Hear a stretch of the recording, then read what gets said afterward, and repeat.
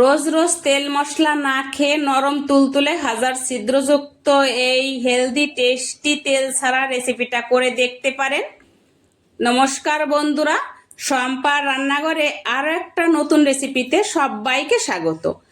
আজ আমি শেয়ার করব আপনাদের সাথে নরম তুলতুলে টেস্টি হেলদি একদম পারফেক্ট 10 মিনিটে তৈরি করতে পারবেন। সঙ্গে আছে হায়দ্রাবাদি নারকেলের চাটনি। আপনাদের অনুরোধে আজ আমি এই রেসিপিটা শেয়ার করছি, সহজ সুস্বাদু রেসিপি যা আপনারা সকালে টিফিনে বা জামাই ষষ্ঠীর সকালে সহজেই তৈরি করতে পারবেন। ভিডিওটা মনোযোগ সহকারে দেখুন, কারণ প্রতিটি ধাপে ধাপে রয়েছে বিশেষ টিপস। কতটা লোভনীয় হয়েছে একটু দেখুন, নরম তুলতুলে। তো এখানে আমি প্রথমেই হায়দ্রাবাদি নারকেলের চাটনিটা বানিয়ে নেব। যা যা লাগবে আমি সবই নিয়ে নিয়েছি। এই যে দেখুন, নারকেল আমি এরকম ছোট ছোট করে কুচি করে কেটে নিয়েছি।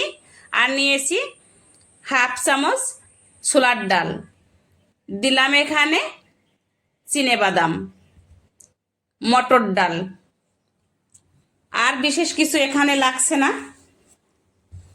এখন আমি উনানে দিয়ে ভালো করে একটু ভেজে নেব। চাইলে আপনারা এখানে তেলের সাথেও ভাজতে পারেন। আমি যেহেতু স্বাস্থ্যকর একটা রেসিপি খাবো, আর এই রেসিপিটা আমি সকালে বা সন্ধ্যায় করে খেয়ে থাকি, যেহেতু যারা ডায়েট করবেন, হেলদি যারা আছেন, তারা কিন্তু এই রেসিপিটা করে দেখতে পারেন। আমি কিন্তু এই রেসিপিটায় তেল দেই না,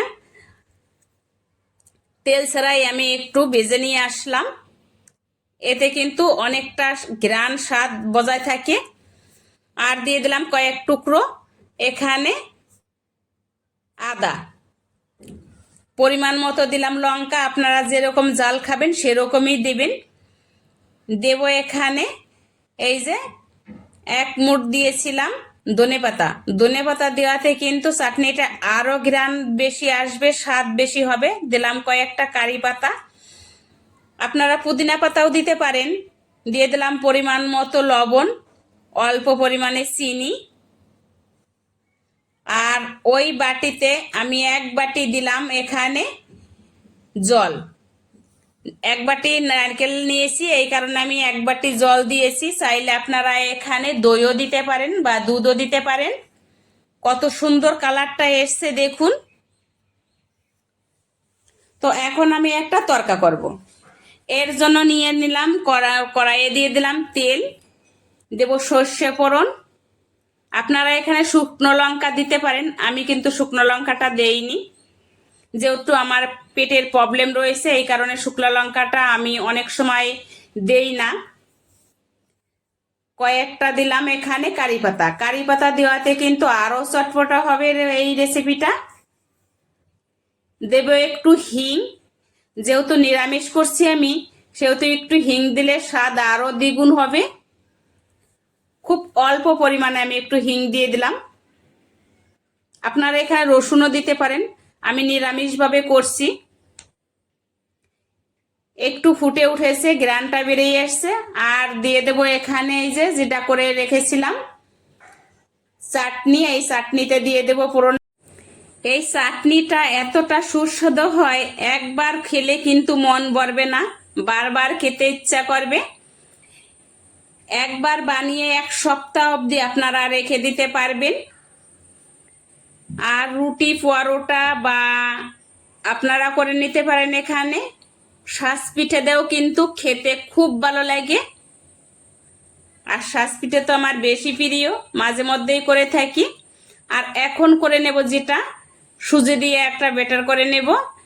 নিয়ে নিলাম 1 বাটি সুজি আর 1 বাটি টক দই। দেব পরিমাণ মতো চিনি, অল্প লবণ, আর 1 বাটি দিলাম জল।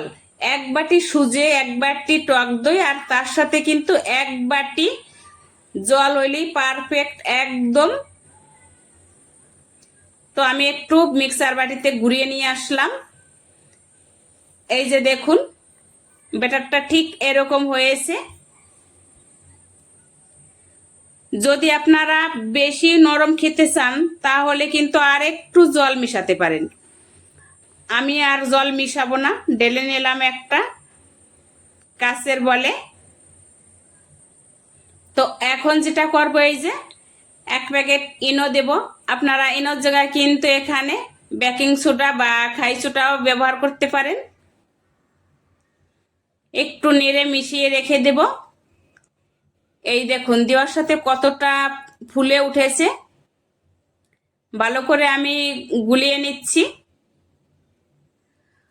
আর এখন একটু ঢেকে রেখে দেব, ওই 2 মিনিটের মতো রেখে দিলে পরেই হবে। আর যদি সময় বেশি থাকে আপনাদের, তাহলে 5 মিনিট 6 মিনিট রাখলে পরেও কিন্তু আরও বেশি ভালো হয়। কোনো জায়গায় একটু ফাঁকা না থাকে বন্ধ করে রেখে দিলাম। আর এদিকে আমি এখন একটু খুলে নিচ্ছি, দেখি কোন অবস্থায় আছে। এই যে দেখুন ফুলে কতটা হয়েছে। এখন আমি দিয়ে দেব এখানে উনানে প্যান বসিয়ে দেব। এই দেখুন ব্যাটারটা ঠিক এরকম রয়েছে, দেখতেই পাচ্ছেন। আমি কিন্তু কোনো তেল দেইনি প্যানে, এমনিতেই সুন্দরভাবে হয়ে যাবে।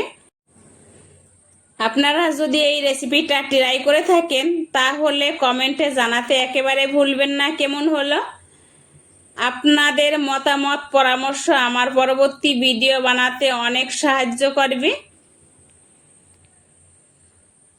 এই দেখুন একটুও কিন্তু লেগে যাবে না, আর সুন্দরভাবে উঠে যাবে দেওয়ার সাথে। দেখেই বুঝতে পারছেন কতটা নরম তুলতুলে হয়েছে। বাড়ির বয়স্ক বা বাচ্চা সবাই কিন্তু আনন্দ করে খেয়ে নেবে। আর খেতে এতটাই ভালো লাগে, একটা দুটোতে মন ভরে না, 2-3টে কিন্তু লেগে যাবে। আপনারা একটু বেশি করেই বানাবেন, না হলে কিন্তু বাগে পাবেন না। আর একটা জায়গায় দুটো খেলে পরেও কিন্তু শরীরে কোনো ক্ষতি হবে না, যেহেতু এখানে টক দই দেওয়া রয়েছে আর তেল মশলা কোনো কিছুই দেওয়া নেই। এই যে দেখুন। তো রেসিপিটা যদি ভালো লেগে থাকে তাহলে একটা লাইক দিন, বন্ধুদের সঙ্গে শেয়ার করুন। এমন আরও নতুন নতুন রেসিপি পাওয়ার জন্য এখনও যদি আমার চ্যানেলটাকে নতুন বন্ধু এসে থেকে থাকেন, যদি সাবস্ক্রাইব না করে থাকেন তাহলে সাবস্ক্রাইব করার অনুরোধ রইল।